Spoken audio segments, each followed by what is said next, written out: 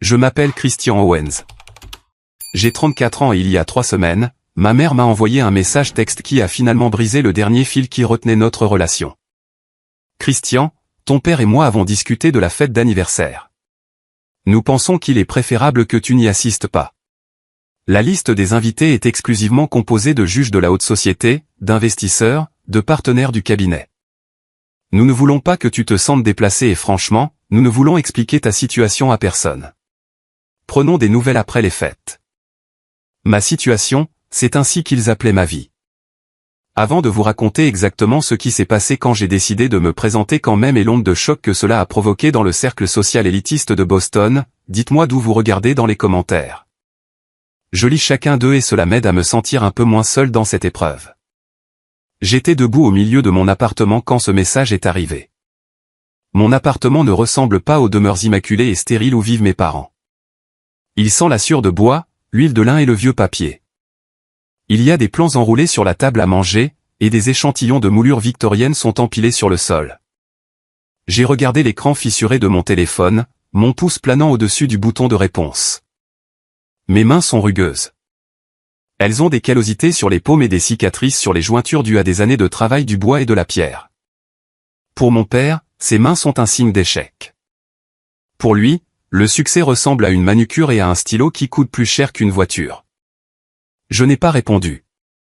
J'ai juste jeté le téléphone sur la pile de dessins d'architecture. Vous devez comprendre que ce n'était pas nouveau. Pendant 10 ans, j'ai été le fantôme de la famille Owens. Je suis le fils qui n'est pas allé dans la finance.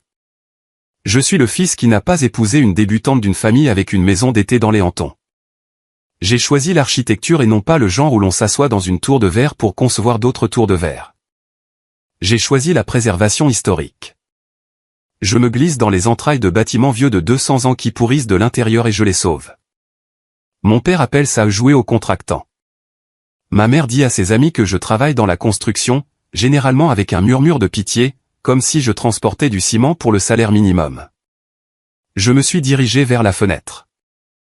Dans la rue, la vie continuait. Mais dans ma tête, je rejouais une décennie d'exclusion. Pas de photos de cartes de Noël pendant 10 ans.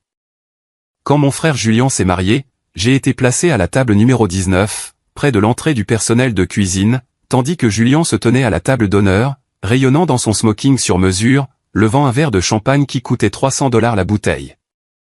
Puis mon téléphone a sonné. C'était Julien. Je savais exactement pourquoi il appelait. Il voulait s'assurer que le message de maman était bien passé. Il voulait enfoncer le couteau. « Salut Chris », a dit Julien, il n'a pas attendu de bonjour. Maman m'a dit qu'elle t'avait envoyé le message.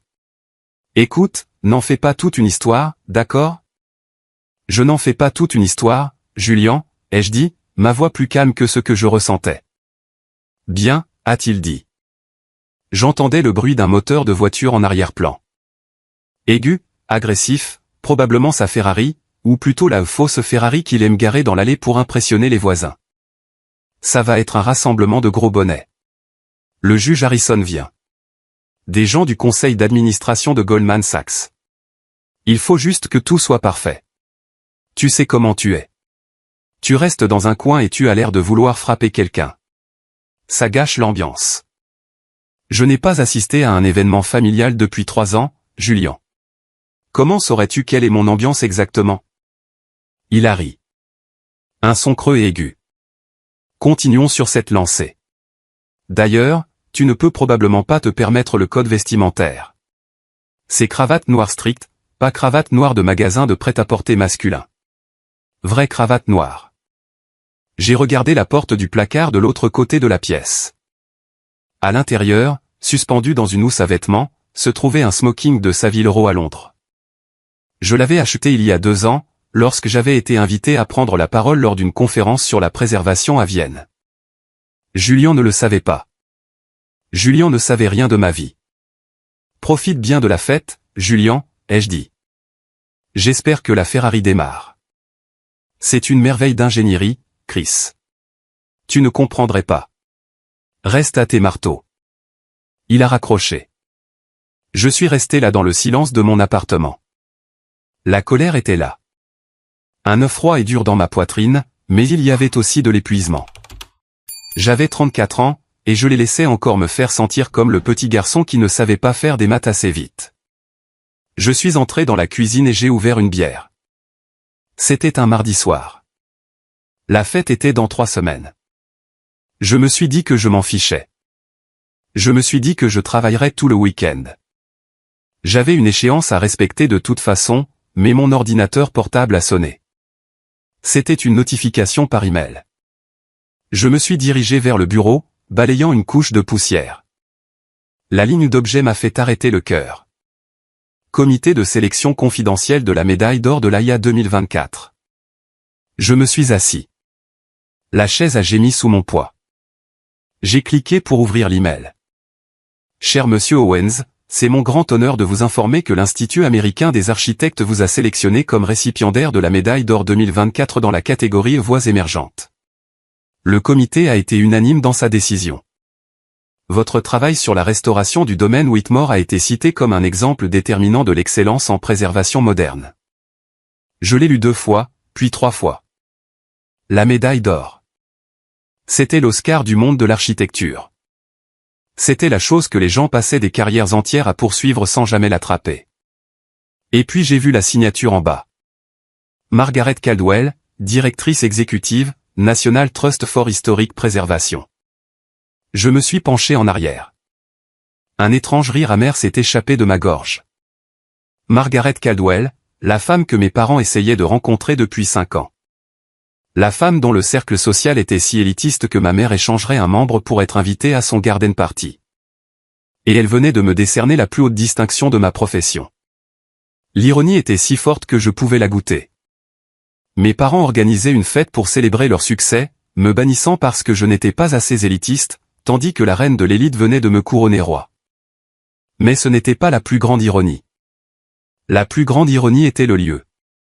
J'ai regardé le message de maman à nouveau. Le domaine Whitmore.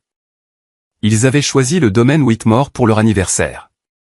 Ils avaient choisi le bâtiment même que j'avais passé les 18 derniers mois de ma vie à sauver.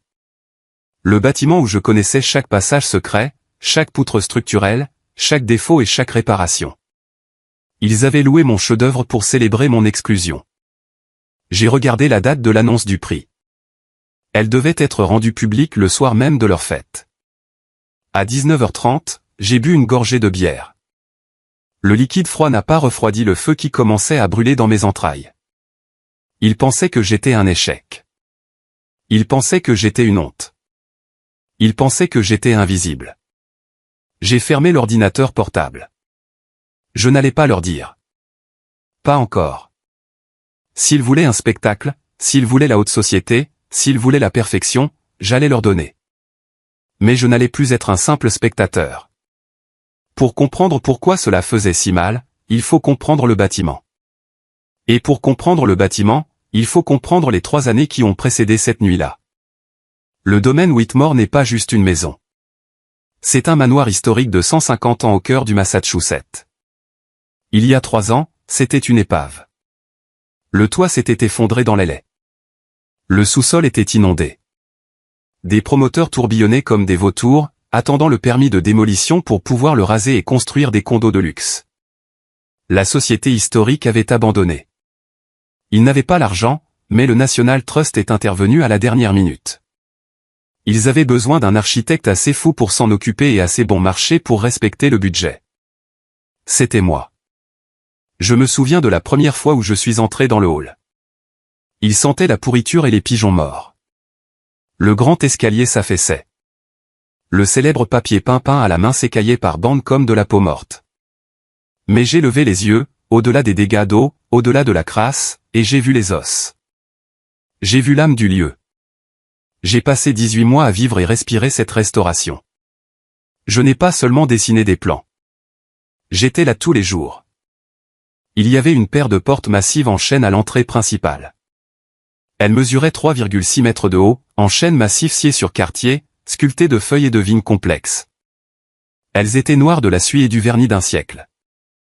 L'entrepreneur voulait les remplacer par des répliques. Ce serait moins cher, disait-il. J'ai dit, non, j'ai passé 3 semaines sur ces portes moi-même. J'ai utilisé des cure-dents pour nettoyer les sculptures. J'ai poncé à la main les panneaux plats jusqu'à ce que mes empreintes digitales soient pratiquement effacées. Je me souviens d'être rentré ces nuits-là, les mains en sang, le dos hurlant de douleur, couvert d'une poussière qui ne voulait pas partir. J'ai manqué des dîners de famille. J'ai manqué l'anniversaire de Julien. Non pas que j'étais souvent invité, mais j'ai complètement cessé d'essayer de les contacter. J'étais absorbé. Un après-midi, environ 6 mois après le début du projet, mon père a appelé. C'était rare qu'il appelle. Christian, dit-il, sans bavardage. Ta mère me dit que tu travailles sur une vieille maison au milieu de nulle part. C'est pour ça que tu as fait des études supérieures. Du travail manuel. C'est un projet de préservation, papa, dis-je, tenant le téléphone avec mon épaule pendant que j'inspectais un morceau de moulure. C'est le domaine Whitmore. C'est important. Important? Il a ricané. Tu sais ce qui est important? Un portefeuille, un salaire. Julien vient d'être nommé associé. Il a acheté une maison d'été au vignoble. Ça, c'est important. Tu as 30 ans passés et tu grattes de la peinture. C'est embarrassant. Je ne gratte pas de peinture, papa. Je restaure l'histoire. L'histoire ne paie pas le loyer. Christian, grandit. Il a raccroché. Je me souviens avoir regardé le téléphone. Puis avoir regardé la plâtrerie complexe au-dessus de moi. C'était magnifique. C'était durable. C'était réel. Contrairement à l'approbation de mon père, qui était une cible mouvante que je ne pouvais jamais atteindre, j'ai terminé le projet en dessous du budget et en avance sur le calendrier.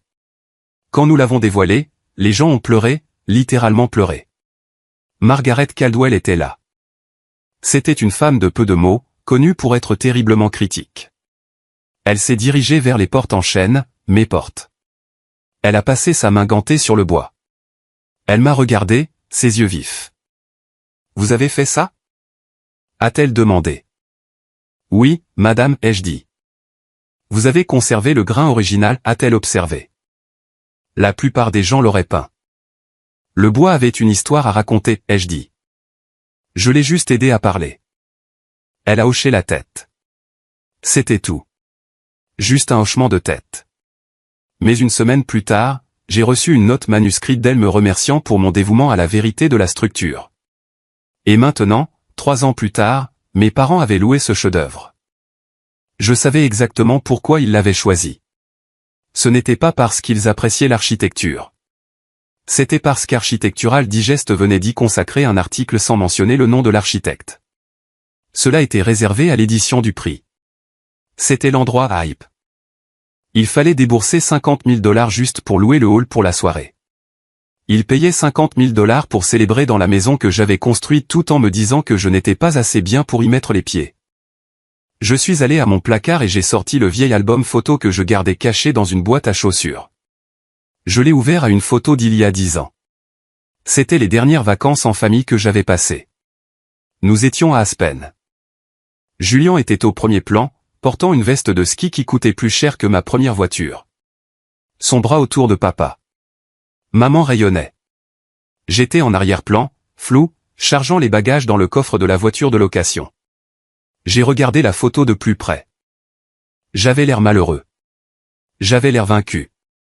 J'avais 24 ans alors, tout juste sorti de l'école d'architecture, noyé dans les dettes étudiantes parce que mes parents refusaient de payer des études qu'ils ne respectaient pas. Le MBA de Julien, bien sûr, était entièrement financé. L'héritage est pour ceux qui protègent l'héritage familial, m'avait dit mon père quand j'avais demandé de l'aide pour les frais de scolarité. Tu as choisi un passe-temps. Paie tes propres passe-temps. J'ai fermé l'album. Le passé n'était pas seulement des souvenirs. C'était un grand livre, un bilan de petits affronts et d'insultes. Et pour la première fois de ma vie, j'ai eu l'impression que l'équilibre était sur le point de changer. J'ai regardé la date sur ma montre. La fête était ce soir. Mon téléphone a vibré à nouveau. C'était un message de tante Patricia. C'était la sœur de papa, la seule de la famille qui me traitait occasionnellement comme un être humain, bien qu'elle soit terrifiée par mon père. Christian, chéri, tu me manques. Je sais que tu ne peux pas être là ce soir à cause de ta santé, mais je prie pour toi. Rétablis-toi vite. J'ai fixé l'écran. Ma santé? De quoi parlait-elle? J'ai tapé en retour, mes doigts tremblant légèrement. Tante Pat, qu'est-ce que tu veux dire par ma santé? Sa réponse est venue 3 bulles plus tard. Ta mère nous a parlé de la cure de désintoxication. Elle a dit que tu étais dans un établissement au Vermont pour te faire aider avec ta dépendance. Elle a dit que c'était courageux de ta part d'y aller. Le téléphone est tombé de ma main sur la table appelant.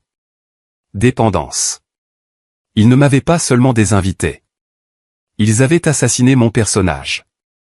Ils avaient dit à toute la famille élargie et probablement à tous leurs amis de la haute société que j'étais un toxicomane ou un alcoolique enfermé dans un centre de désintoxication. C'était le mensonge parfait. Cela expliquait mon absence. Cela leur valait de la sympathie.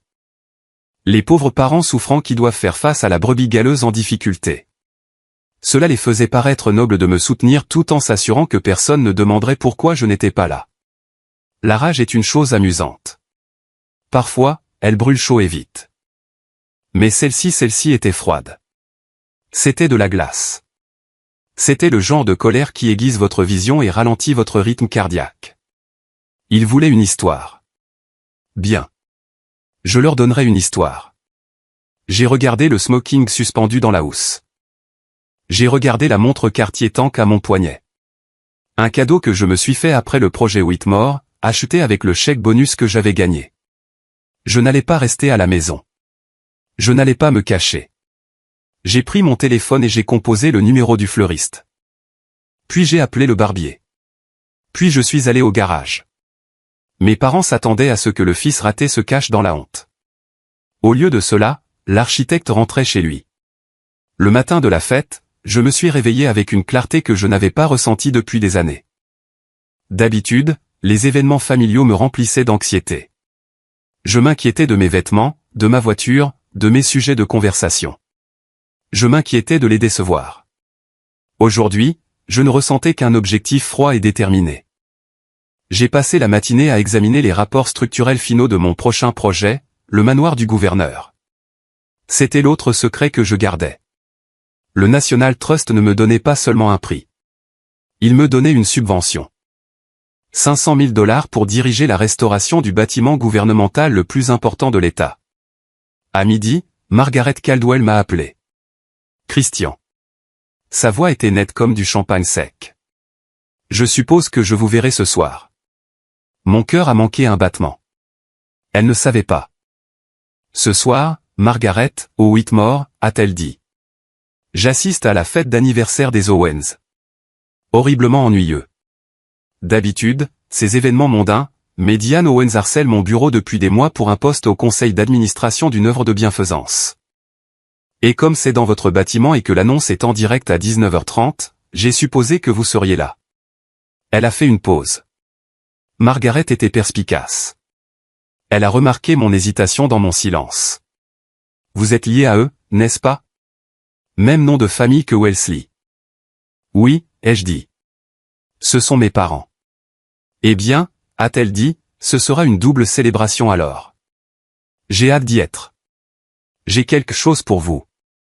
Je serai là, Margaret, ai-je dit, mais faites-moi une faveur. Ne leur dites pas que je viens. Je veux que ce soit une surprise.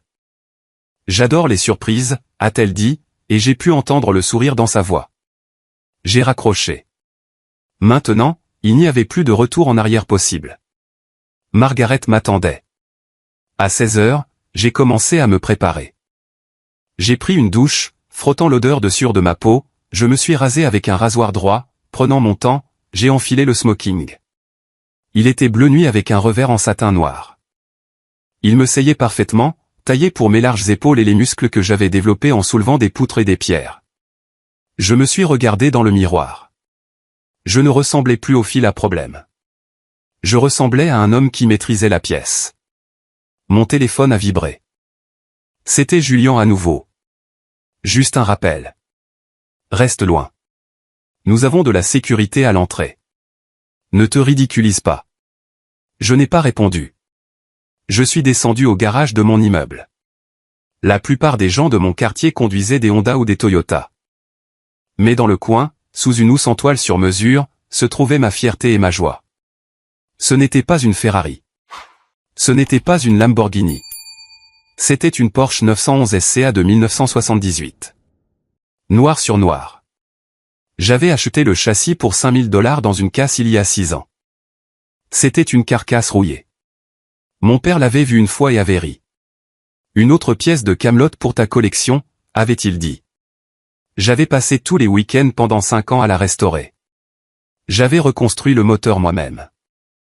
J'avais trouvé du cuir d'origine pour les sièges en Allemagne. J'avais sablé la carrosserie et l'avais peinte à la main dans une cabine sans poussière que j'avais construite dans le garage. Elle était impeccable. C'était une machine avec une âme. Elle valait plus maintenant que la fausse Ferrari de Julian, mais seulement pour les gens qui savaient ce qu'ils regardaient. J'ai retiré la housse. La peinture noire brillait sous les lumières fluorescentes.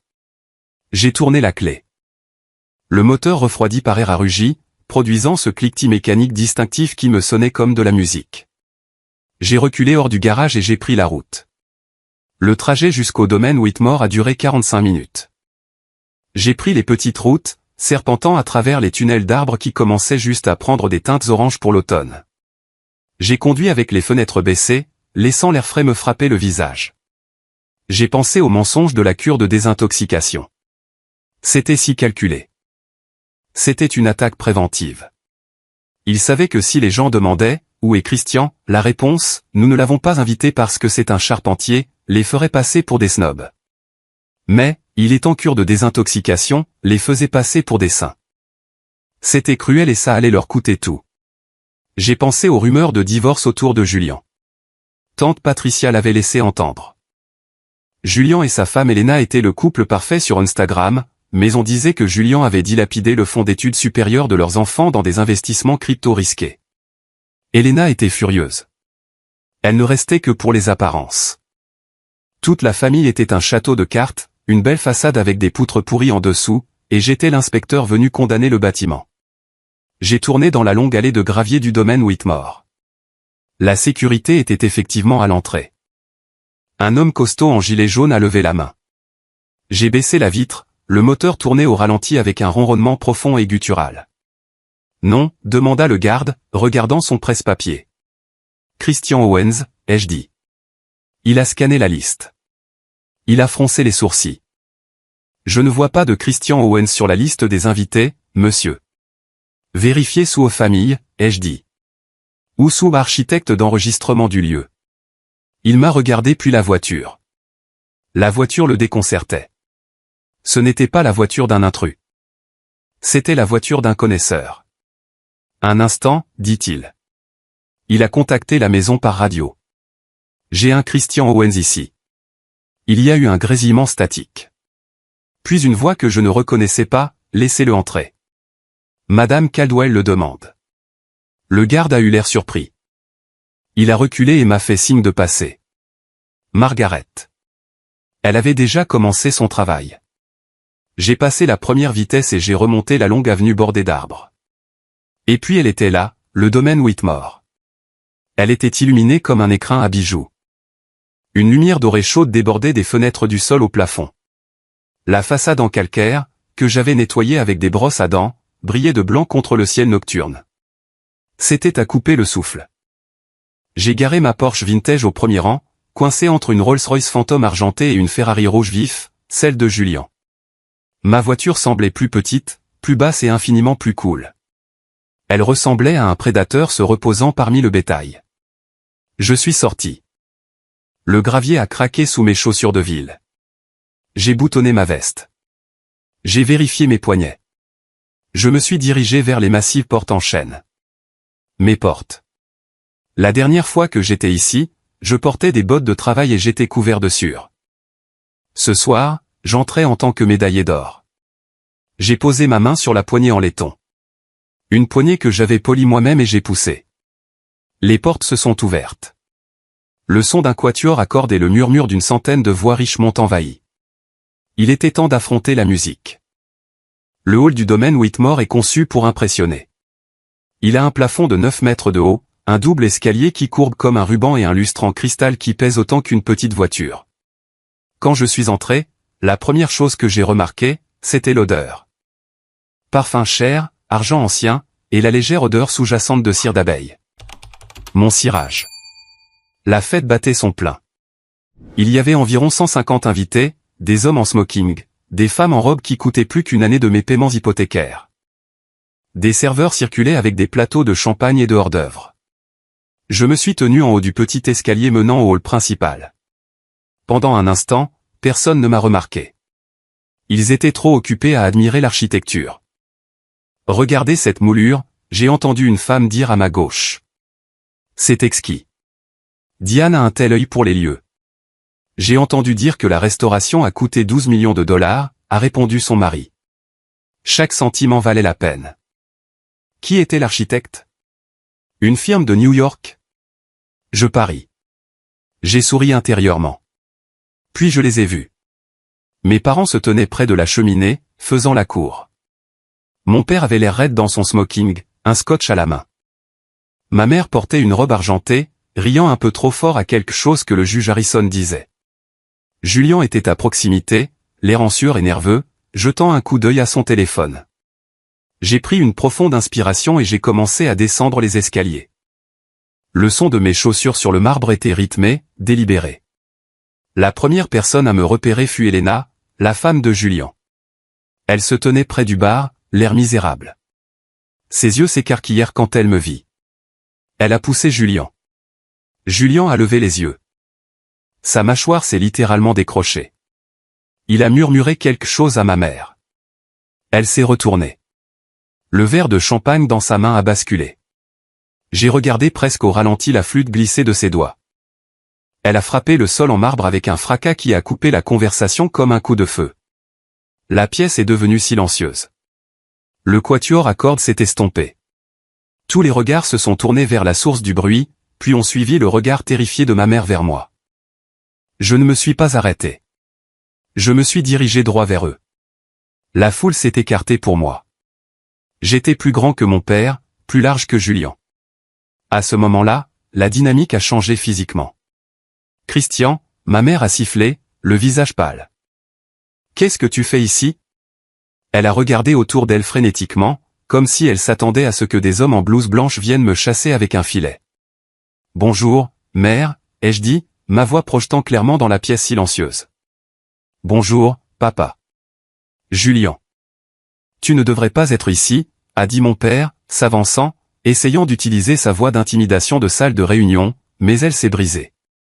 On nous a dit que tu n'étais pas disponible.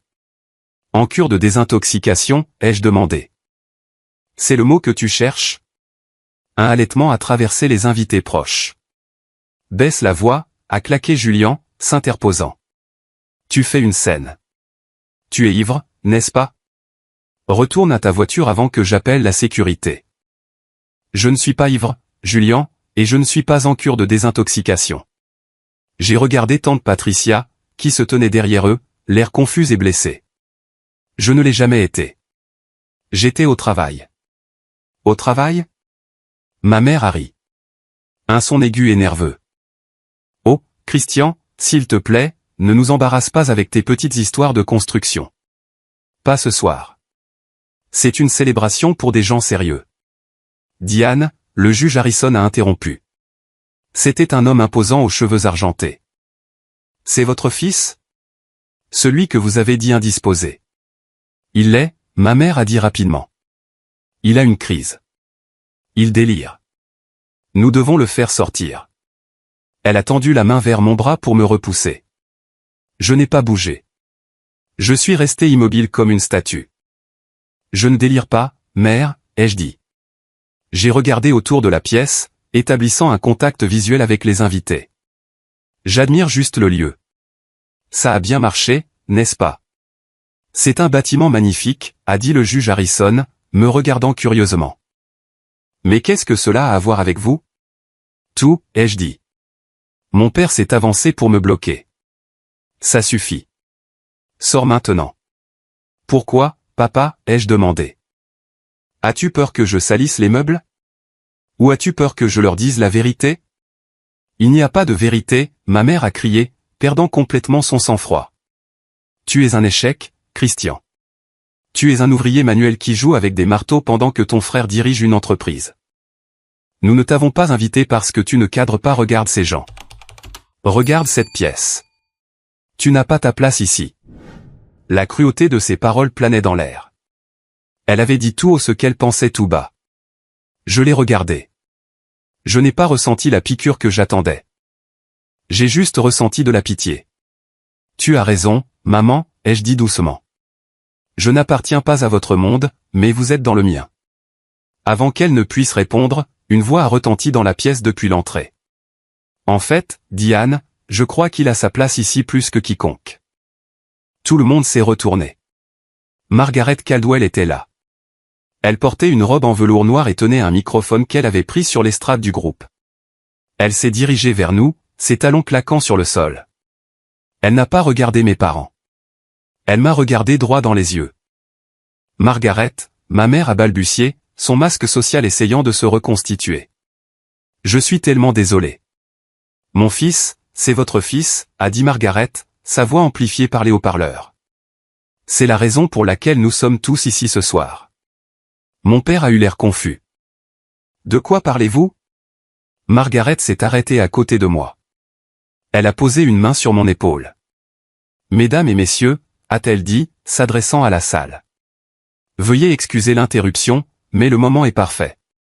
Il est 19h30. Elle a sorti une enveloppe de sa pochette. Beaucoup d'entre vous ont admiré la restauration du domaine Whitmore ce soir. Vous avez demandé qui était responsable d'avoir sauvé ce monument historique de la démolition. L'architecte officiel a gardé son identité secrète, préférant que le travail parle de lui-même. Mais ce soir, l'Institut américain des architectes a décidé de parler pour lui. Elle a ouvert l'enveloppe. Ma mère a cessé de respirer. Julian avait l'air de vouloir vomir. Je suis fier d'annoncer, a dit Margaret, que le lauréat de la médaille d'or de l'AIA 2024 pour l'excellence en préservation historique est Monsieur Christian Owens. Elle m'a tendu la lettre et elle a ajouté en regardant directement mon père. C'est l'architecte principal qui a restauré ce bâtiment. Chaque poutre, chaque porte, chaque fenêtre, c'est sa maison. Le silence qui a suivi était absolu. Ce n'était pas seulement silencieux. C'était un vide. L'air avait été aspiré de la pièce. Puis les téléphones ont commencé à s'allumer. Ding, buzz, chirp. Les alertes de notification ont traversé la foule comme une vague. Les gens vérifiaient les nouvelles. L'article d'Architectural Digest venait d'être publié. Je pouvais voir les écrans briller dans la pénombre. Ils regardaient l'article. Ils regardaient ma photo, debout là où j'étais maintenant, mes vêtements de travail, tenant un plan, l'air confiant et fort. Mon Dieu, a murmuré quelqu'un. C'est lui. Le visage de mon père a pris une couleur que je n'avais jamais vue auparavant. Un mélange de gris et de violet. Il a regardé Margaret, puis moi, puis la pièce. C'était un homme qui calculait la valeur en quelques secondes, et il venait de réaliser qu'il avait tout mal calculé pendant 30 ans. Christian, il a étouffé. Toi tu as fait ça. J'ai essayé de te le dire, papa, ai-je dit, il y a 3 ans, tu m'as dit que je jouais à l'entrepreneur. Tu m'as dit de trouver un vrai travail. Je ne savais pas, a-t-il balbutié. Tu n'as pas demandé, ai-je dit. Mais la cure de désintoxication, ma mère a murmuré, serrant ses perles. L'histoire de l'ouvrier du bâtiment. Des mensonges, ai-je dit. Des mensonges que vous avez racontés pour vous sentir mieux en ayant honte de moi. Julian s'est avancé, son visage tordu en un rictus. Il ne pouvait pas le supporter. Les projecteurs n'étaient plus sur lui. Le frère raté était le héros. Et alors, a-t-il craché. Alors tu as réparé une vieille maison. Et alors? Tu es toujours fauché. Tu conduis toujours cette vieille bagnole. Tu n'es toujours personne. Margaret Caldwell s'est tournée vers Julian. Son expression aurait pu glacer l'eau. Monsieur Owens, a-t-elle dit, sa voix pleine de dédain. La médaille d'or de l'AIA s'accompagne d'un prestige considérable. Mais peut-être comprenez-vous mieux les chiffres. Le National Trust vient d'accorder à Christian une subvention de 500 000 $ pour diriger la restauration du manoir du gouverneur. Ses honoraires pour le projet sont à eux seuls le double de votre salaire annuel. Elle a fait une pause pour l'effet. Et concernant sa voiture, j'ai vu la Porsche 911 SC Vintage garée à l'extérieur. Si c'est de la camelote, alors je suppose que ma collection ne vaut rien non plus. C'est un chef-d'œuvre. Julien avait l'air d'avoir été giflé. Tante Patricia s'est avancée de la foule. Elle pleurait. Christian, tu n'es pas malade. Non, tante Pat, ai-je dit doucement. Je vais bien. J'ai toujours été bien. Elle s'est tournée vers ma mère. Diane, comment as-tu pu? Tu m'as dit qu'il était drogué.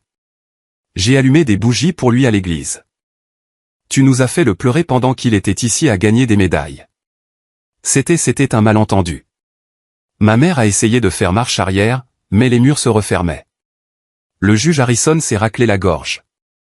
Il s'est approché de mon père. Richard, dit-il, vous m'avez invité ici ce soir pour discuter de la fusion. Vous m'avez dit que vos valeurs familiales étaient le fondement de votre succès. Vous m'avez dit que vous étiez fier de vos enfants. Je le suis, mon père a dit rapidement. Écoutez, Christian, vous avez menti. Le juge l'a coupé. Vous avez menti sur la santé de votre fils. Vous avez menti sur sa carrière. Vous vous êtes tenu ici dans un bâtiment qu'il a construit et vous l'avez raillé.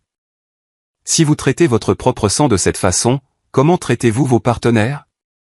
Juge, s'il vous plaît. Mon père a plaidé. La fusion est annulée, a dit le juge Harrison. Et ne vous embêtez pas à venir au club de golf dimanche. Je pense que vous constaterez que votre adhésion est en cours d'examen. Il s'est tourné vers moi et m'a tendu la main. Monsieur Owens, un honneur. Ce bâtiment est magnifique. J'ai serré sa main. Merci, juge. Les vannes se sont ouvertes. Les invités, réalisant que la dynamique de pouvoir avait changé, ont abandonné mes parents. Ils m'ont envahi. Monsieur Owens, félicitations, Christian. Je dois vous parler de ma maison d'été à Nantucket. Puis-je voir la médaille? J'étais entouré de poignées de main et de flashs d'appareils photo. J'ai regardé par-dessus les épaules de la foule. Mes parents se tenaient seuls près de la cheminée.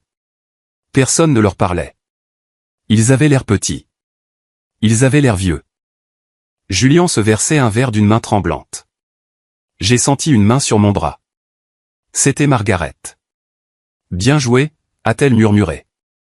Je pense que vous avez fait votre preuve. Merci, Margaret, ai-je dit, pour tout. Vous l'avez mérité, Christian. Le talent ne peut pas être caché éternellement. Il trouve toujours la lumière. J'ai regardé mes parents une dernière fois. Ma mère pleurait maintenant, mais ce n'étaient pas les faux pleurs qu'elle utilisait pour obtenir ce qu'elle voulait. C'étaient de vraies larmes d'humiliation. Mon père regardait le sol, un homme brisé. J'ai réalisé alors que je n'avais pas besoin de leurs excuses. Je n'avais pas besoin de leur validation. Je les avais dépassés. La fête ne s'est pas terminée. Elle a juste muté. La célébration de l'anniversaire de mes parents est morte au moment où le juge est parti. Mais la célébration de mon prix ne faisait que commencer. J'ai essayé de partir. J'avais fait ma preuve, mais alors que je me dirigeais vers la porte, Julien a bloqué mon chemin. Il avait beaucoup bu dans les 20 minutes qui avaient suivi l'annonce. Son visage était rouge. Sa cravate de travers. Tu crois que tu es spécial, a-t-il marmonné. Tu crois que parce que tu as réparé quelques fenêtres, tu es meilleur que moi. Pousse-toi, Julien, ai-je dit calmement. Non, a-t-il crié. Les gens se sont retournés à nouveau. Tu as ruiné cette soirée. Tu as tout ruiné. Papa va perdre la fusion à cause de toi. Papa a perdu la fusion parce que c'est un menteur, ai-je dit. Et parce qu'il a élevé un fils qui ne sait pas quand se taire. J'ai plus d'argent dans ma montre que toi dans ton compte en banque. Julien a crié. Il a attrapé mon revers. C'était une erreur. J'ai attrapé son poignet. Ma prise, renforcée par des années à soulever des poutres de chêne et des blocs de pierre, était comme un étau. J'ai serré. Julien a halté et est tombé à genoux. Lâche-moi, a-t-il gémi. Julien? C'était Helena, sa femme. Elle s'est avancée, mais elle ne venait pas le sauver. Elle avait l'air furieuse. Arrête, Julien, a-t-elle crié. Arrête de nous humilier. Il m'a agressé. Julien a pleuré, regardant ses parents à l'aide, mais ils étaient trop sous le choc pour bouger. Il ne t'a pas touché, a dit Helena. Tu es un ivrogne et un fraudeur. Elle s'est tournée vers la foule, les yeux écarquillés. La façade de l'enfant prodige parfait était sur le point de se fissurer grandement. « Tu veux parler d'argent, Julian ?» a-t-elle crié. « Dis-leur. Dis-leur pour le fonds d'études. » Elena. « Tais-toi. » Julian a sifflé, la panique remplaçant la colère dans ses yeux. « Non » a-t-elle crié. « Mes parents ont créé un fonds pour nos jumeaux. 200 000 $. Il a disparu. Il a tout dépensé en crypto et en paris sportifs. Il a tout perdu. » Des halètements ont de nouveau résonné dans le hall. C'était le coup de grâce. Et la Ferrari. Elena a montré l'allée. Elle est louée et le loyer est en retard de 2 mois. Les agents de recouvrement ont appelé la maison hier. Mon père s'est avancé, le visage gris. Julian, est-ce vrai? Le fonds d'études. Julian a baissé les yeux, vaincu. Je voulais le récupérer. J'avais juste besoin d'un prêt relais. Papa, si tu pouvais juste, ne lui demande pas d'argent. Elena a ri amèrement. Il a hypothéqué la maison d'été pour payer cette fête. Le saviez-vous? Ils sont à court d'argent. Ils ne sont que du spectacle. La pièce tournait. Les secrets se déversaient comme du sang d'une artère coupée. Mes parents n'étaient pas seulement méchants. Ils étaient fauchés. Ils se noyaient dans les dettes pour maintenir une image de richesse. Alors que moi, l'échec, j'étais le seul à construire une vraie équité. J'ai regardé ma famille. Le père qui a hypothéqué une maison pour une fête. La mère qui a menti sur la dépendance de son fils pour sauver les apparences. Le frère qui a volé ses propres enfants. J'ai ressenti un profond sentiment de dégoût. Je m'en vais, a dit Elena. Elle a retiré son alliance et l'a jetée sur Julian. Elle a rebondi sur sa poitrine et a roulé sur le sol en marbre, le sol que j'avais poli. J'emmène les enfants chez ma mère. Ne nous suivez pas, elle est sortie en trombe. Julian était assis par terre, sanglotant. Ma mère hyperventilait sur une chaise. Mon père regardait au loin, voyant son héritage réduit en cendres. Je me suis dirigé vers mon père. Papa, ai-je dit. Il a levé les yeux. Ses yeux étaient vides. Christian, je ne t'excuse pas, ai-je dit. Tu ne le penses pas. Tu es seulement désolé d'avoir été pris. J'ai regardé ma mère. J'espère que la fête en valait la peine. Je me suis retourné et me suis dirigé vers la porte. Margaret m'attendait. Ça va? A-t-elle demandé. Ça ira, ai-je dit. J'ai du travail à faire demain. Le manoir du gouverneur ne se restaurera pas tout seul, elle a souri. Je suis sorti dans l'air frais de la nuit. Le voiturier a ramené ma Porsche. Le moteur a rugi, un son profond et puissant qui a secoué le sol. J'ai vu le camion de la fourrière entrer dans l'allée au moment où je partais. Il venait chercher la Ferrari de Julian. J'ai passé la vitesse et je suis parti. Je n'ai pas regardé dans le rétroviseur. Il n'y avait rien à voir là-bas. 6 mois se sont écoulés depuis cette nuit au domaine Whitmore. La vie a une façon de se réorganiser très rapidement lorsque la vérité éclate. Je me tiens actuellement sur l'échafaudage du manoir du gouverneur. Le vent est froid ici, mais la vue est incroyable. Je peux voir toute la ville de Boston. J'ai une équipe de 40 hommes et femmes qui travaillent sous ma direction. Ils ne m'appellent pas le petit entrepreneur. Ils m'appellent chef ou Monsieur Owens. La médaille d'or de l'AIA trône sur mon bureau dans mon nouveau bureau. Elle attire les clients, bien sûr, mais la vraie récompense est le travail. J'ai une liste d'attente de 2 ans pour les projets de restauration. Le monde de mes parents, en revanche, s'est complètement effondré. Les retombées de la fête ont été rapides. Le juge Harrison ne bluffait pas. Le cabinet de mon père a perdu la fusion. Puis l'audit a commencé. Il s'avère que mon père avait déplacé de l'argent pour couvrir les pertes de Julian. Ce n'était pas techniquement illégal, mais c'était suffisamment contraire à l'éthique pour le forcer à prendre une retraite anticipée. Ils ont vendu la maison à Wellesley.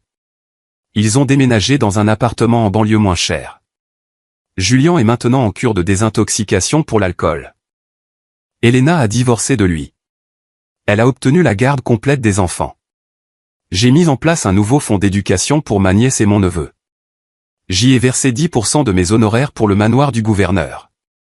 Je suis l'oncle sur lequel ils peuvent compter maintenant. Tante Patricia vient dîner tous les dimanches. Elle apporte des lasagnes. Nous parlons de tout sauf de mes parents.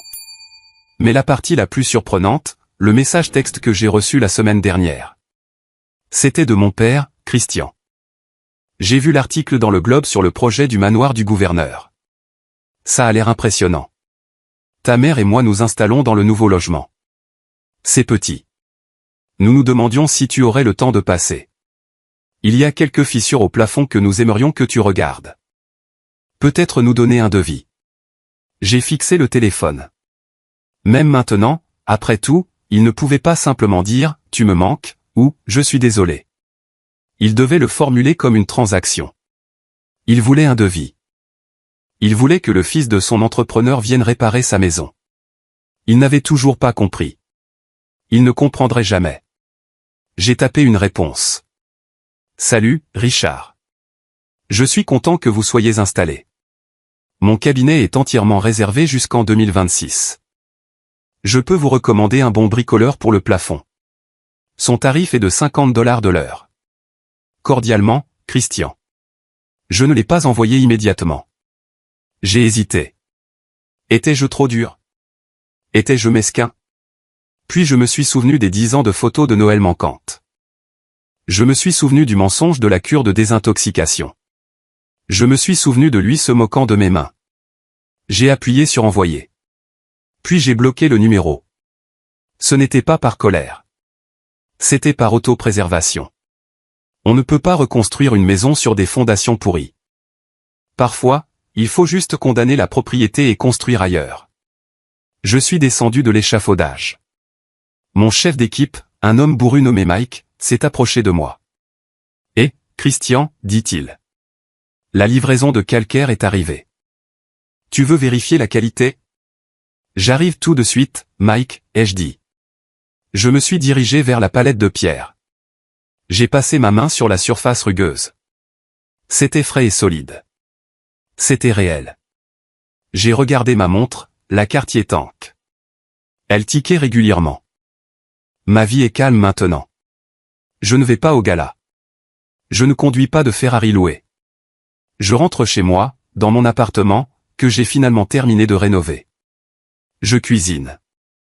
J'écoute du jazz. Je conduis ma Porsche le dimanche. Je construis une vie qui est la mienne. Elle est conçue par moi, construite par moi et payée par moi. Et pour la première fois en 34 ans, quand je me regarde dans le miroir, je ne vois pas une déception. Je vois un architecte. Je voulais partager cette histoire, non pas pour me vanter de mon prix ou pour traîner ma famille dans la boue bien qu'ils aient bien réussi à le faire eux-mêmes. Je voulais la partager pour tous ceux qui, là-bas, se sentent comme une pièce de puzzle mal assortie dans leur famille. Peut-être êtes-vous l'artiste dans une famille de médecins. Peut-être êtes-vous le mécanicien dans une famille d'avocats. Peut-être êtes-vous juste le silencieux dans une famille de crieurs. J'ai passé une décennie à attendre la permission d'être moi-même. J'ai attendu que mon père dise « bon travail ». J'ai attendu que ma mère dise « je suis fier de toi ». Je pensais que si je travaillais plus dur, si j'obtenais un plus grand prix, si je gagnais plus d'argent, ils me verraient enfin. Mais la vérité est que certaines personnes sont déterminées à vous mal comprendre. Elles ont besoin que vous soyez petit pour qu'elles se sentent grandes. Elles ont besoin que vous soyez l'échec pour qu'elles se sentent un succès. Vous ne pouvez pas attendre qu'elles vous donnent votre valeur. Vous devez la construire vous-même, brique par brique, jour après jour. Mes mains sont toujours rugueuses. J'ai toujours de la poussière sous les ongles. Et je n'ai jamais été aussi heureux. Construisez quelque chose qui dure. Construisez une vie qui vous rend fier quand vous fermez les yeux la nuit. Et si les gens qui sont censés vous aimer ne peuvent pas apprécier la vue, verrouillez la porte. Merci beaucoup d'avoir écouté mon histoire. Il n'a pas été facile de revivre ces moments, mais la raconter me donne l'impression de clore le dernier chapitre de cette partie de ma vie. J'espère que cette histoire vous a touché d'une manière ou d'une autre ou vous a donné la force de défendre votre propre valeur. Avez-vous déjà eu un moment où vous avez dû prouver que tout le monde avait tort? Avez-vous déjà été le paria qui est revenu plus fort? Je veux entendre votre histoire. Veuillez la partager dans les commentaires ci-dessous. Créons ici une communauté où le succès est défini par le caractère, et non par les titres. Et si vous avez aimé cette vidéo, N'hésitez pas à appuyer sur le bouton j'aime et à vous abonner à la chaîne. Cela aide plus que vous ne le savez. N'oubliez pas d'activer la cloche de notification pour ne pas manquer la prochaine histoire. Jusqu'à la prochaine fois, continuez à construire.